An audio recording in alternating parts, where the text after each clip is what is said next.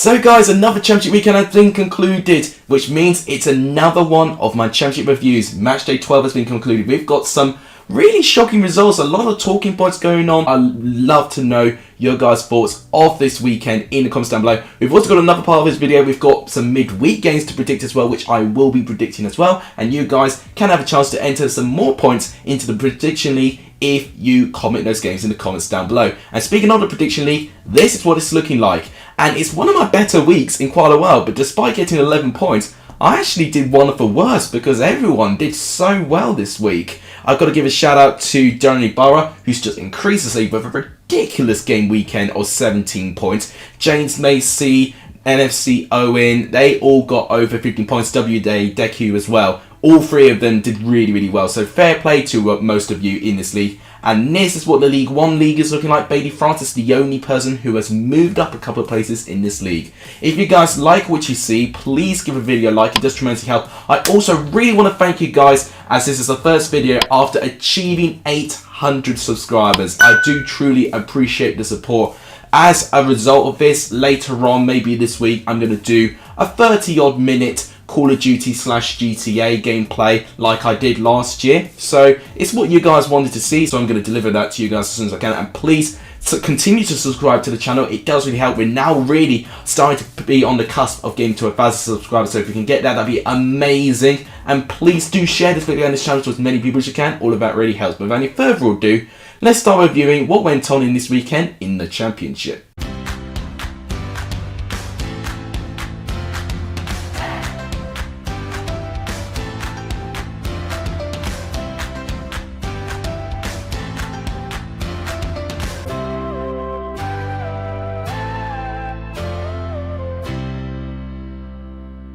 So we started with a little bit of a Midlands derby, a bit of a rivalry between West Brom and Birmingham, but it was West Brom who edged Birmingham by 1-0. This was close, I gotta say, despite the possession being a lot more to West Brom's way, having 2/3 of the ball pretty much. The chances that they had were very close. You know, 11 shots to West Brom, 10 shots to Birmingham. Both teams were eager to answer questions. What I was more disappointed with Birmingham was their clinical aspect going forward. They've only had one shot on target in the entire game. Although West Brom didn't look all that clinical either. 30% of their shots actually went on target. But they were good enough to actually get one of those chances to be a goal. It came from a short throw-in, I believe, by Townsend, who started it off. Carlin Grant was just outside the box, hitting a wicked shot past the reach of Sarkic to make it 1-0 to West Brom. And honestly, if it wasn't for Sarkic, I think West Brom would have scored a couple more. He made a ridiculous point-blank save right at the end, actually, of the game to deny making 2-0, which I'm a little bit gutted about since it was the score I predicted for this game. But fair play to Sarkic. He did really well there.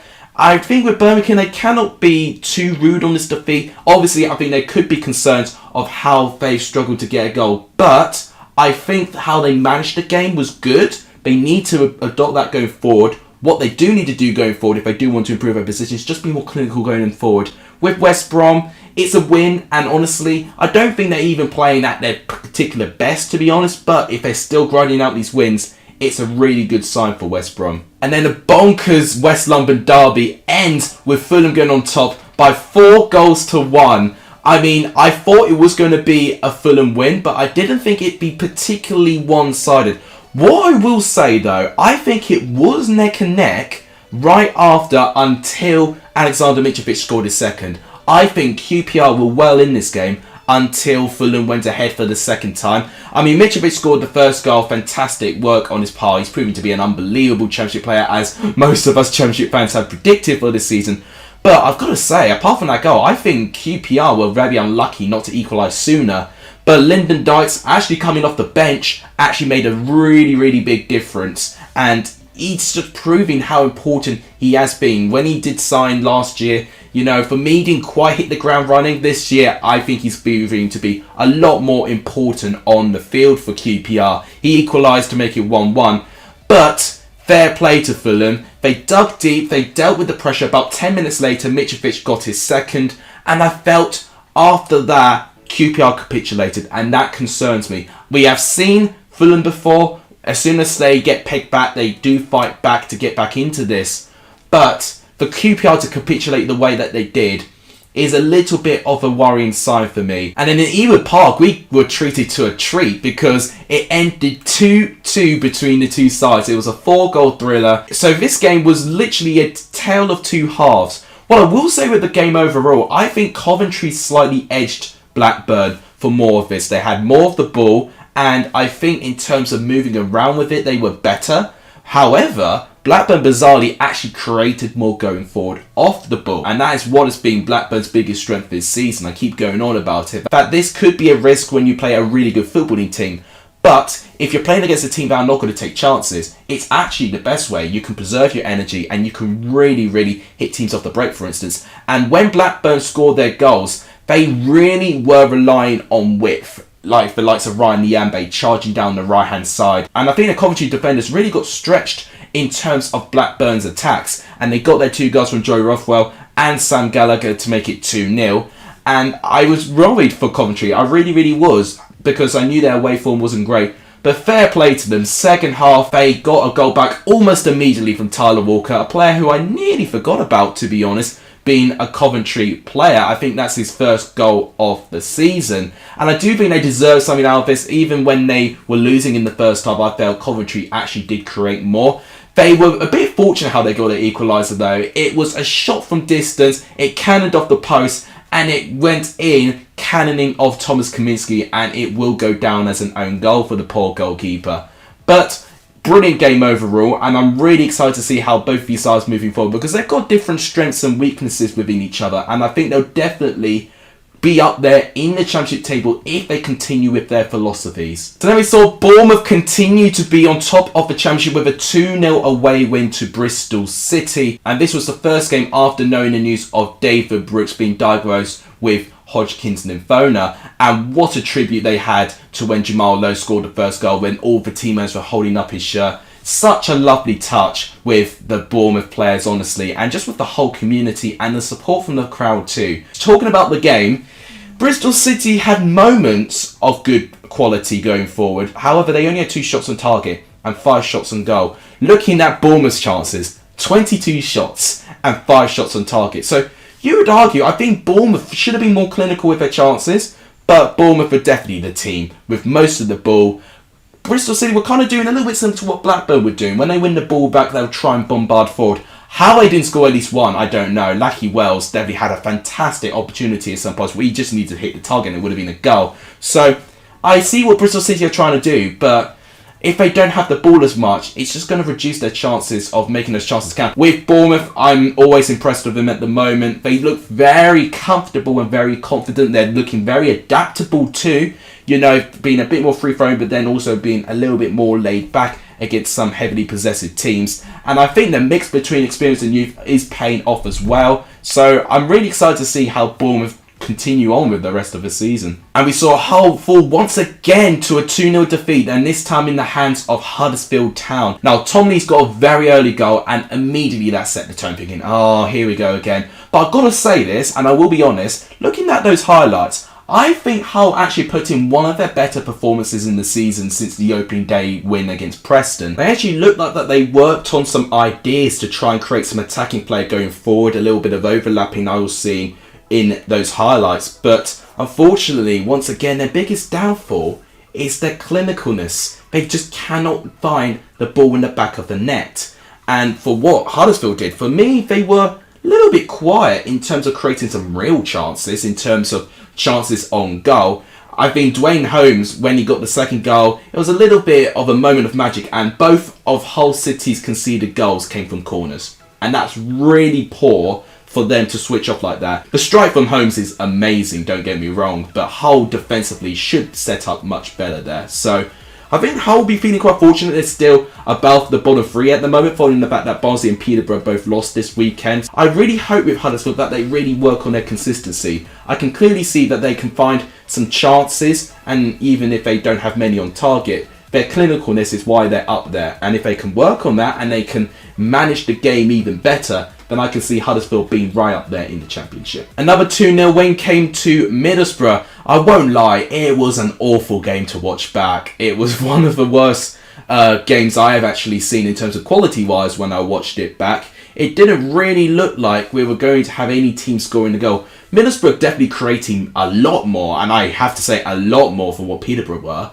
But even with that, it looked like they really lacked that confidence. Eventually, they got some form of breakthrough when they won a penalty, very clumsy from Nathan Thompson. Paddy Menez stepped up, sent Cornwell for wrong way to make it 1-0 to Middlesbrough. I was even more disappointed by Peterborough's chances, is that I was expecting Middlesbrough to score their second goal from pretty much Peterborough pushing too many people forward and then maybe Josh Coburn being in a 1-on-1 situation. But it wasn't. I saw the highlights and it was a genuine build-up to a goal. Peterborough got the ball intercepted in their own half and then Middlesbrough just ran forward, and Peterborough just didn't look like that they knew what they were doing in terms of trying to defend this sort of situation. Overall, I'm a bit worried with Peterborough. They've not only picked up 0 points away from home so far, in this game in particular, no shots on target. And that really concerns me going forward for Peterborough.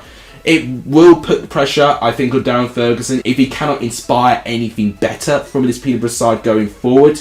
With Middlesbrough, it's a good win. Not a great performance, but a good win. Maybe this could kickstart their season. And another 2-0 win, and 2-0 was the score you needed to predict to get all these points, was in the Den when Luton won 2-0 against Millwall. It was a really good performance by Luton, and I have to say, a pretty close game when you look at those stats. Now, you would see with shots that Millwall had substantially more, but I'm going to go back to this point, clinical. Luton, 2 shots on target, 2 goals. 2 Harry Cornick goals as well. One of them being fantastically built up in terms of the Luton setup. I'm really always impressed when I see Luton bomb forward and take their chances. They really are a really good footballing team, Luton Town. Millwall though, I do think they are quite unlucky to at least not get 1 goal. Jed Wallace had the chance to reduce the deficit in around the 80 or so minute when Millwall got a penalty. He went the right hand side and Sluga went the right way and saved the penalty.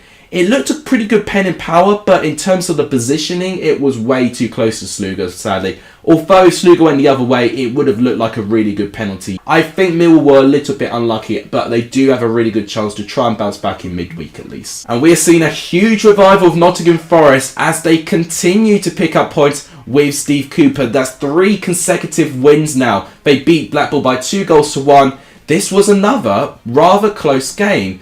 And you would dare say that circumstances in the game, if they didn't go their way, it could have switched. It was really, really close. Brennan Johnson got the first goal. I believe it was Max Lowe that actually crossed the ball out to him from the left-hand side. Johnson with a brilliant composure. He's been involved with such a high percentage of Nottingham Forest's goals so far this season, whether he scored them or assisted them. He's been so important to that team, I couldn't even imagine. Now, Blackpool did equalise very quickly in the second half, and it was Jerry Yates. So, a player I didn't see pop up all that much in terms of scoring goals this season. But this, I think, is now 2 games in a row where Jerry Yates has scored a goal for Blackpool. So, are we now starting to see Jerry Yates starting to get a bit more confidence in this level? But Lewis Graben, less than 10 minutes later, make it 2-1 to Nottingham Forest. It was Max Lowe again. He deserves a big shout out in the left-hand side, crossing the ball in. And it looked like that Worrell had a chance, and then it was kind of pinballing around in the box, Graben getting enough of a touch to poke the ball in the net in the end to make it 2-1 to Forest. Now, Forest are going in leaps and bounds right now. What's going to be important now, and what will be a good test, is that if they play someone tough and they lose, can Steve Cooper get this team to bounce back? You know, they're really riding high with their form at the moment, but we've seen it before when teams have good form, then they have a 1 poor game and then they go on a slump. It'll be interesting to see if Nottingham Forest respond like that under Steve Cooper. They all seem really, really happy at the moment, which I'm happy for them for. With Blackpool, another close game.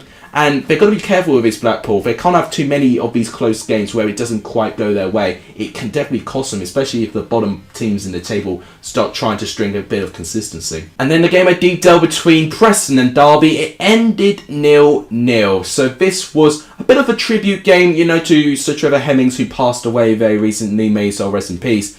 But it wouldn't be a performance he would be proud of. I would say, looking at those highlights, Derby looked like the better team for me, and if it wasn't for Daniel Iverson, Derby could have scored 1, 2, maybe even 3 goals. There was one sequence of saves he made which were absolutely incredible. I think it was a double save in the second half, and I think one of the other chances hit the bar or something. Derby went close. They really went close so many times, and they were unlucky not to get those points. And Derby need all the points they can right now. They're only on 3 points so far this season, and right now they are really trying to chase down Hull City, who are still looking down on their shoulder, being just above the bottom 3. With Preston, the stuff they did create, they didn't really test Derby all that much. So unfortunately for me, not a great performance, and not a performance that Sir Trevor Hemmings would be proud of. And then we see Reading slowly but surely pushing for the top 6 place, definitely getting as many points as they can with that 9-point deduction in mind. They beat Barnsley by 1-0. Now, a bit similar with Hull, a bit surprisingly, the team near the bottom of the Championship I actually think did quite well. Barnsley was another one of those teams. They've actually put in, I think, their best performance in quite a while, and were really unlucky not to get anything more from it. Once again, the big issue is their clinicalness. They would have 7 shots on target, but they can't take any of those chances and turn them into a goal. I've got to give a huge shout out to the defence though, and Southwood in Reading's goal though. Since Cabral punched that board and Southwood's come in, he's almost kind of cemented his place as the number 1 goalkeeper, hasn't he? But it was John Swift. I mean, who else? He scored the goal for Reading. He's been involved with over 70% of Reading's goals so far this season, so it had to be John Swift who scored. I mean, they had a really good opportunity, Reading, just before they scored, which I think they should have taken, but John Swift definitely would not have missed that chance, and he made it 1-0 to Reading, and it finds them in 7th place in the table, so a fantastic position for Reading to be in. For Barnsley, they're still in the bottom 3. I still really worry that they are not taking their chances. So I don't think the performance was bad. I just think they are struggling to get some confidence in front and goal, and that could be a big concern. And then you saw Sheffield United complete a comeback against Stoke, beating them by 2-1. Stoke's away form, man, is really what is letting them down so far this season. Now, both these teams went very close to scoring in the first half. It was a really good game of football. It was very, very close. Sheffield United almost had a ball floating just across the line, actually, of Stoke's goal. And we thought how Sheffield United have not scored a goal yet. And I think Stoke had a goal line clearance as well. So it was really, really close, this game. Jacob Brown scored the first goal for Stoke. Fantastic work for his part to get that goal in the net. But this was now their biggest test for Sheffield United. Can they respond? Final 10 minutes. Lys Mousset, who is still trying to build his fitness up back from his injury, he equalised for Sheffield United. And within a period of 3 minutes, David McGoldrick scores for Sheffield United. I never thought I'd say these words this season, but he has scored. He made it 2-1, and I've got to say, you've got to admire the grit for Sheffield United. They completely reversed for what they were guilty of when they played against Bournemouth in their last game. They overcame a comeback, which I think is really good for Sheffield United. Now they need to try and stop getting into that position in the first place and actually improve their discipline in shutting teams down, improving their defence especially. With Stoke, I definitely think their away form, it needs to be addressed, whether they can just change, being a bit less pragmatic potentially, and actually having a bit more confidence, like they've got at home at the moment. And that's what they need to improve away. And to the final game, the South Wales derby ends in a one-sided victory, a comprehensive victory to Swansea. They beat Cardiff by 3-0. This was the sort of result you would have wanted to see Russell Martin putting into the Swansea side at the start of the season. Of course, it's taken them a little bit of time, but this for me was when everything clicked for Swansea. This was when we were getting the right balance of possession, 74% possession, so still a lot of the ball for what Russell Martin really likes. But the chances they created, 12 shots, 7 on target, 3 goals. This is the results we should have been getting from Swansea sooner, and I'm really glad for them that they managed to find a way around it. Now, Cardiff were poor at the back. I mean, defensively, what has happened to Sean Morris and Nathan Flint? Their positioning was off. They were watching Joel Pirro making runs into the box. He got through a couple of times, and Joel Pirro should have scored more goals. He did get 1 goal in the end, which was brilliantly worked by his part. But my favourite goal was actually their first and their third one for different reasons. So Jimmy Patterson scored the first goal, and I really liked the sort of quality of it. It was a bit of a punt, and it got past the reach of Alex Smithies and cannoned off the post and in to make it 1-0 to Swansea.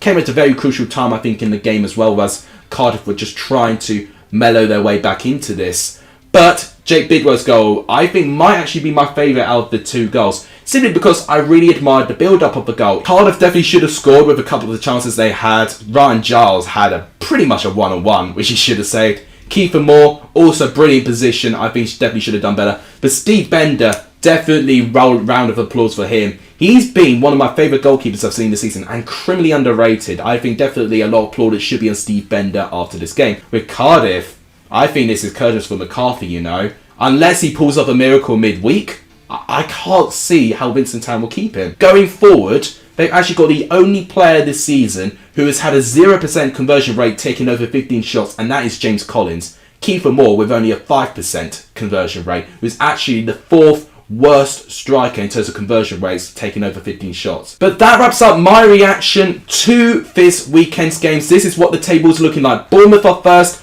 with West Brom in second. With our top 6, we've got Fulham, Coventry, Stoke still in the top 6 despite losing, and Huddersfield now creeping up there now. When you're looking at the teams in danger, you've got to look at the teams like Cardiff, Hull, and the bottom 3 still consist of Barnsley, Peterborough, and Derby. Now, what I'm going to do for goal of the weekend, player of the weekend, and result of the weekend, I'm going to give you guys a poll. Check on the community tab, which is a new thing on my channel. I'm so happy that YouTube have given me an allowance to do community posts now. You can then vote for yourselves what you think the goal of the weekend, player of the weekend, and result of the weekend is, and we'll look back at these results in a future episode. So, without any further ado, let's start predicting the midweek games for the Championship. So this is one of the very few times I've actually not written my predictions down in preparation for this video, but I think that's going to be better. Bristol City and Nottingham Forest is first. I've just got so much confidence with Nottingham Forest so far, and Bristol City at home, not great. So I'm going to go for 2-1 Nottingham Forest. Derby and Luton is very close, actually. I'm going to say 1-0 Derby. I think this will be a really close game as well. I think Derby might actually win this. They were quite unlucky not to win against Preston. QPR and Blackburn, really exciting game this, I think. I'm going to predict, I think maybe 2-1 QPR. Sheffield United Millwall. Millwall could definitely get a result, you know. I'm going to say 1-1 actually. Stoke and Bournemouth. Once again, this is close. This might be Bournemouth's biggest test so far this season, playing against a Stoke side who have not lost at home so far this season. For this game, I'm going to say that Bournemouth might get something here. I think they'll actually get Stoke's first home defeat. I'm going to say 2-1 Bournemouth. Huddersfield and Birmingham. I think this will be a really good game. I'm going to say 2-0 Huddersfield. Hull and Peterborough. This is a crucial game for both of these sides. And I'm going to say a 0-0 draw. I actually don't think either of them will score a goal. Middlesbrough and Barnsley, another very crucial game for both of these sides for me. I think Middlesbrough will get the win. Now I'm going to say 2-1 Middlesbrough. Preston, Coventry.